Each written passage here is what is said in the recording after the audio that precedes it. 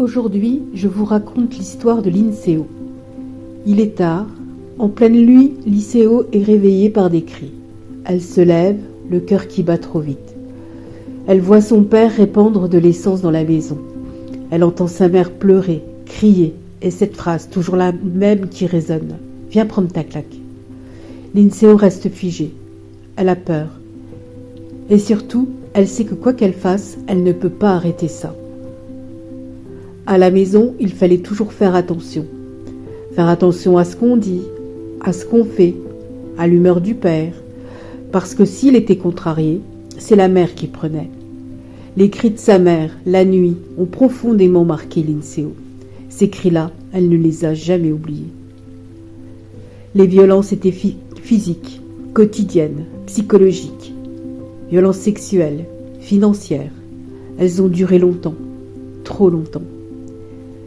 Et Linceo a grandi dans ce chaos. À l'adolescence, Linceo ne sait plus très bien où sont les limites. Elle confond parfois l'amitié et la sexualité. Elle cherche de l'attention, de la reconnaissance, sans vraiment comprendre pourquoi. Elle n'a pas d'estime d'elle-même, elle est souvent en colère. Elle peut être agressive, tenir des propos dévalorisants, surtout envers elle-même. À l'école, son niveau est moyen. Elle a peu d'amis, et elle ne s'en rend même pas compte que sa colère éloigne les autres. Linceo est une métisse, elle se trouve différente, un peu ronde, pas vraiment belle selon elle. Elle sourit peu, elle est mal dans sa peau. Et pourtant, malgré tout ça, quelque chose résiste en elle.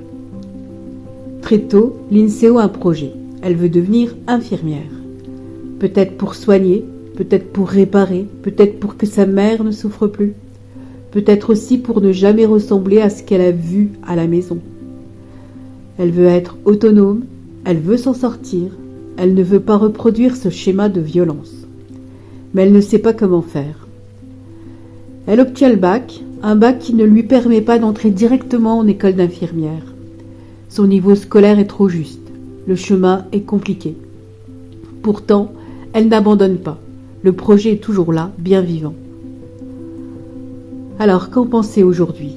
On peut conclure une chose.